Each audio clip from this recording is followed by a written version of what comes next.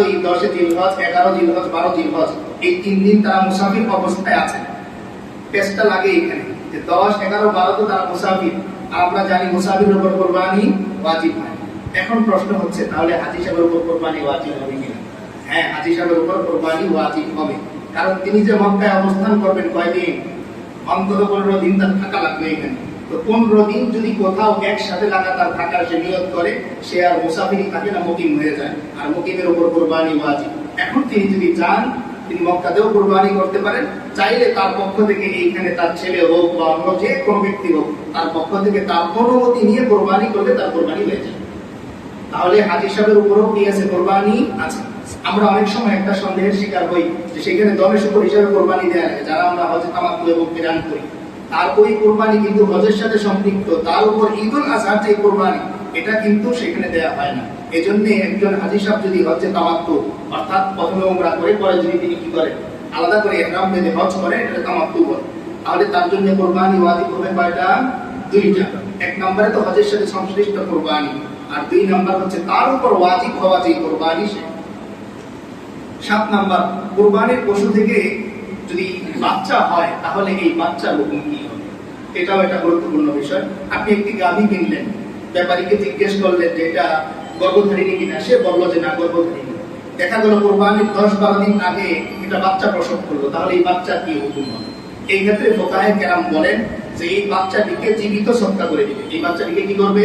জীবিত সৎকা করে দিবে, এটা উত্তম। তবে হ্যাঁ, কেউ যদি এটাকে জবাই করে গোশত খেতে চায়, এর জন্য খাওয়াটাও তার জন্য জায়েজ হবে। বাকি কথা হচ্ছে আমাদের সমাজে সাধারণত এই রকম 1 দিনের, 2 দিনের, 7 দিনের বাচ্চা কেউ জবাই করেও না, খায়ও না। যেহেতু রুচিতে বাঁচবে তাই এটা তার জন্য উচিত হবে, এটা সৎকা করে দেয়, বাকি খেলেও জায়েজ আছে। 8 নাম্বার, যারা কুরবানির কাজ করে তাদের মজুরি স্বরূপ গোশত দেয়া জায়েজ আছে। যেমন আপনার ভাই গরুটা বানিয়ে দিল, আপনি চিন্তা করেন আমার ভাই তো, তাকে 10 কেজি গোশত দিয়ে দিই। যদি আপনার নিয়ত হয় মজুরি স্বরূপ গোশত দেয়া, তাহলে এই মজুরি দেয়াটা জায়েজ হবে। কুরবানির গোশত মজুরি হওয়ার উপযুক্ত নয়, বরং এটা আল্লাহর জন্য, এটা কেবল মেহমানদারি হিসেবেই চলে, পারিশ্রমিক হিসেবে এই গোশত চলে না। হ্যাঁ, তবে যদি আপনি আপনার ভাইকে আলাদা করে 500 টাকা দেন আর এমনিতে খুশি হয়ে মেহমানদারির জন্য 10 কেজি নয় 20 কেজি গোশত দিয়ে দেন, তাহলেও সেটা জায়েজ আছে। কিন্তু পারিশ্রমিক হিসেবে 1 কেজি গোশত যদি আপনি দেন, মনে থাকে আপনার, অর্থাৎ 1000 টাকা দিলেন আর তারে বলে দিলেন যে 1 কেজি গোশত তো দিয়ে দিচ্ছি, বাজার থেকে কিনলে 800 টাকা লাগবে, এইভাবে যদি হয় তাহলে আপনার এই 1 কেজি গোশত দেওয়াটা জায়েজ হবে না। আমরা বুঝতে পারছি সবাই? 9 নাম্বার, কুরবানির পশুর বয়স কত হবে? আমরা সবাই জানি যে উট এর বয়স কত হইতে হয়? 5, গরু বা মহিষ 2, আর বাকি যে ভেড়া, দুম্বা, ছাগল এগুলোর কত? 1। প্রশ্নটা আসে অনেক ক্ষেত্রে আমরা ধোঁকায় পড়ি, দাঁত না থাকলে আমরা কুরবানি দিতে সংকোচ বোধ করি। দাঁত থাকা কুরবানির জন্য জরুরি নয়, বরং বয়স পূর্ণ হওয়া জরুরি। এখন কোন গরুর ধরেন উদাহরণস্বরূপ 2 বছর হলো না, 1.5 বছরে তার দাঁত উঠে গেছে, এই গরু দ্বারা কুরবানি হবে না, বয়স 2 পূর্ণ হতে হবে।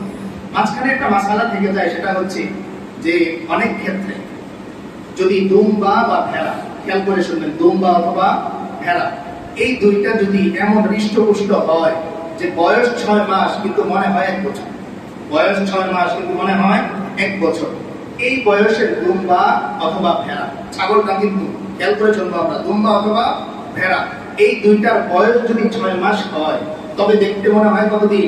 1 বছর, তাহলে এর দ্বারাও কুরবানি হয়ে যাবে। তবে ছাগল 1 বছরই হইতে হবে। ছাগলের ক্ষেত্রে 6 মাসের কোনো অপশন। 10 নম্বর একটা প্রশ্ন বর্তমান সময় হিসেবে অত্যন্ত গুরুত্বপূর্ণ। এই যে অনেকে গয়াল বিক্রি করেন না, গয়াল চিনেন তো আপনারা, বন্য গরু যেগুলো, এই গয়াল দিয়ে কোরবানি হবে কি? আজকাল শখ করে খামারিরা গয়াল পালে এবং কোরবানির জন্য অনেকে শখ করে আনকমন কিছু কোরবানি করবে, এই জন্য গয়াল কিনে আনে।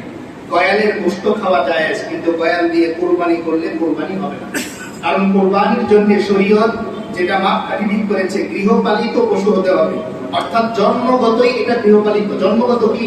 গৃহপালিত। এখন কেউ যদি বন থেকে ভাগ ধরে নিয়ে এসে এরপরে পালন করে আর সে 1 সপ্তাহ পরে বলে এটা গৃহপালিত বাঘ, এর দ্বারা কি কোরবানি হবে? কারণ বাঘের জন্ম ঘরে পোষার জন্য নয়, ওর জন্মই বনের জন্য। তো গয়াল দ্বারা কি হবে না? কোরবানি হবে না। এখন পর্যন্ত ফুকায়ে কেরামের ফতোয়া এটাই। তবে একটা কথা আপনাদেরকে বলে রাখি, এক্ষেত্রে ফুকায়ে কেরাম অনেক সময় বর্তমান উম্মতের সিচুয়েশন অবস্থা দেখে প্রয়োজন দেখে অনেক সময় বিধান ভিন্ন হতে পারে, সেটাও শরীয়তের অনুমতিক্রমে। তাই এই কথা বললাম যে বর্তমান সময় পর্যন্ত ফুকাহায়ে কেরামের মত হচ্ছে গয়াল দ্বারা কি হবে না, কোরবানি হবে না। গোশত আপনি খেতে পারেন, সমস্যা নেই, যায়, তবে কোরবানি হবে না। জি, হরিণ দ্বারা হবে, অন্য পশু যেগুলো আছে এগুলো দ্বারা হবে না।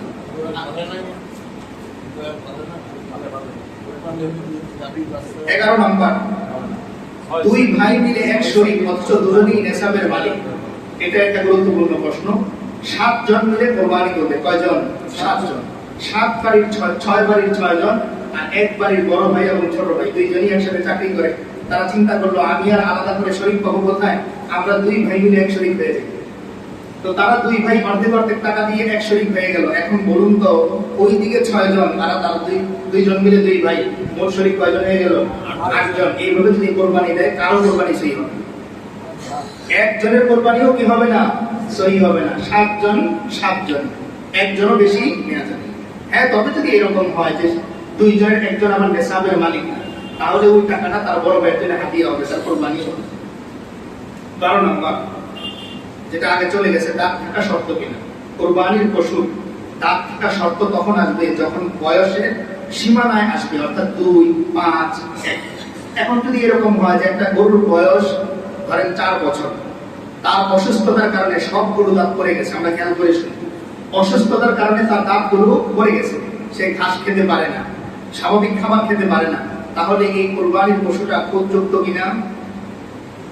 খুদযুক্ত কিনা আমরা বলি একটু, খুদযুক্ত পশু দ্বারা কোরবানি হবে না।